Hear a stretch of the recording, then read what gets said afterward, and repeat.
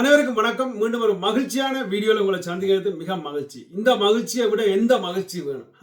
அதாவது கேள்விப்பட்டீங்களா இருந்தால் பெருமைப்படுவீங்க நீங்களும். ஆம் நண்பர்களே, அதாவது நிசான் வேலுப்பிள்ளை, அதாவது வேலுப்பிள்ளைக்கு பிறக்கிற பிள்ளைகள் எல்லாம் புலிக்குட்டியோ என்ற எண்ணம் தான் எனக்கு என்ன தோன்றது இந்த பேரை கேட்கும் பொழுது. ஸோ நீங்கள் நிச்சயமாக இந்த பேரை கேட்டோடனே உங்களுக்கு விளங்கியிருக்கு நான் என்னத்தை பற்றி கதைக்க போகிறேன். அதாவது முதல் ஈழத்தமிழன், அதாவது உலக கால்பந்தாட்டத்தில் கலந்து கொள்றான், அதாவது ஃபீபாவில் கலந்து கொள்றான் என்றது மிக ஆகாது. அதாவது இப்படி ஒரு செய்தியை கேள்விப்பட்டோடனே புல் அரிக்குது. உண்மையை சொல்லப்போனால் ஈழத்தமிழன் கலந்து கொள்றான் ஆஸ்திரேலியா டீமுக்காக.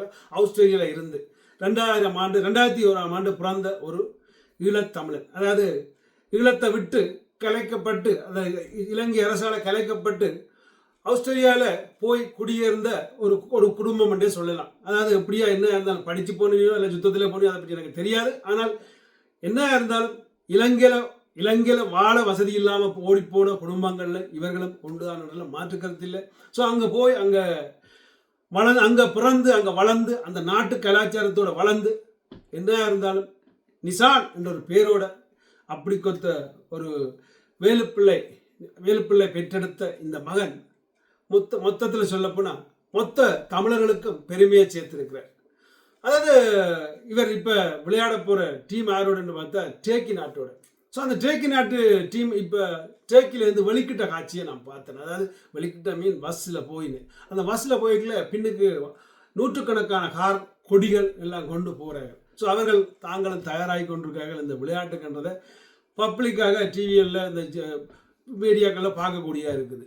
ஸோ இவர் யார்? இந்த நிசான் என்றவர் யார்? நிசான் வேலுப்பிள்ளை யாருன்னு பார்த்தா அவர் ஏற்கனவே ஆஸ்திரேலியா டீமில் பவராக விளையாடக்கூடியவர், 3 கோல் அடித்தவர். ஸோ அப்படி ஒரு இளம் வயது 25 வயதை கொண்ட இளம் துடிப்பான ஒரு விளையாட்டு வீரர் என்று தான் சொல்ல முடியும். ஸோ இந்த விடயத்தில் நிச்சயமாக ஈழத்தமிழர்களுக்கு அது பெருமை. இதில் இன்னும் ஒரு பெரிய ஒரு மனக்கவலை என்று பார்த்தோம்னா, அது ஈழத்தமிழன் உலகம் பூரா, அது எங்கேயா இருந்தாலும் சரி, ஆஸ்திரேலியாவோ கனடாவோ இல்லாட்டி இங்கிலாண்டோ ஜெர்மனோ பிரான்ஸோ எங்கே போனாலும் அவன் தானும் வளர்ந்து அந்த நாட்டுக்கும் புகழை தேடி கொடுக்கின்றான். ஸோ அந்த நாட்டுக்கும் புகழை தேடி கொடுக்கிறான். ஆனால் சொந்த நாடு இலங்கையிலான் அவன் ஒரு தீவிரவாதி. இலங்கையில் தமிழர் ஒரு தீவிரவாதி என்றது முத்திரை குத்தப்பட்டது. இன்றும் பார்த்தமாக இருந்தால் ஒரு பாடகர் கைது செய்யப்பட்டிருக்கார். அது என்னத்துக்கு காரணம் என்றால் புரட்சி பாடல் பாடியதற்காக. புரட்சி பாடல் தானே பாடியது, புரட்சியால் தோக்கெடுத்து சுடல தானே ஐயா. அதை நீங்கள் ஏன் புரியுறீங்கள் என்று விளங்கியல். ஓகே, அதை விடுவோம்.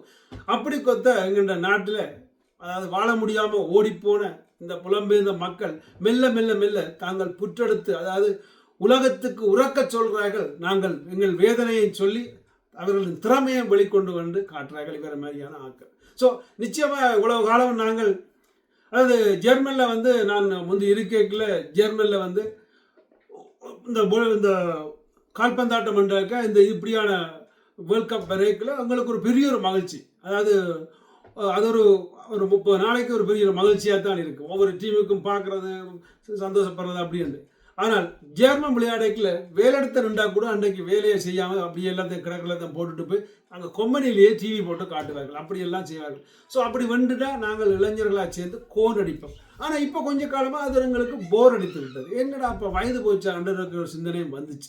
ஆனால் இல்லையே, எங்களுக்கு அதுக்கேற்ற மாதிரியான வாய்ப்பு அமைப்பு இங்கே இல்லை. அதாவது இங்கிலாண்டை பொறுத்தவரையில் அந்த ஃபுட்பாலுக்கு பெரிய மதிப்பு இல்லை, இங்கே கிரிக்கெட்டு தான் மதிப்பு கூட என்றது பேர்ந்து புரிந்து கொண்டோம். ஆனால் இந்த முறை இந்த ஃபுட்பால், அதாவது உலக கால்பந்தாட்டம் நிச்சயமாக தமிழர்களுக்கு இன்ட்ரெஸ்டிங்காக போகும். ஏனென்றால் ஒரு தமிழர் விளையாடுறது அது மெயினாக சொல்ல போனால் எனக்கு ஜெர்மன் வென்றாலும் சந்தோஷம், ஆஸ்திரேலியா வென்றாலும் சந்தோஷம், இங்கிலாந்து வென்றாலும் சந்தோஷம். எனக்கு இங்கிலாந்து விளையாடுறது, இங்கிலாந்து வென்றாலும் சந்தோஷம். ஸோ அப்படி ஒவ்வொரு அடியும் நாங்கள் சந்தோஷப்படுறதில்ல, மாற்றுக்கருத்து இல்லை. நாங்கள் வாழ்கிற இடம் அடுத்தது எங்கண்ட சொந்தம், எங்கண்ட ஈழத்தமிழன் நிச்சயமாக வெல்ல வேணும். அந்த டீமில் ஏதேனும் ஒரு திறமையை காட்ட வேணும்ன்றத உலகத்தமிழற்ற ஒரு நோக்கம் பார்வையாக இருக்கும் என்று நம்புகிறேன். ஸோ பொறுத்திருந்து பார்ப்போம், அவருக்கு வாழ்த்துக்களை தெரிவிப்போம். எப்படி நிச்சயமாக ஏதோ ஒரு வகையில் அவர் அதில் ஒரு சாதனையும் ஒரு மாற்றம் உருவாக்குவார் என்ற நம்பிக்கையோடு, ஈழத்தமிழருக்கு ஒரு புகழ் தேடி தருவார் என்ற நம்பிக்கையோடு விட வருகிறேன். மறக்காமல் உங்களோட கருத்துக்களை பதிவிடுங்க. நன்றி, வணக்கம்.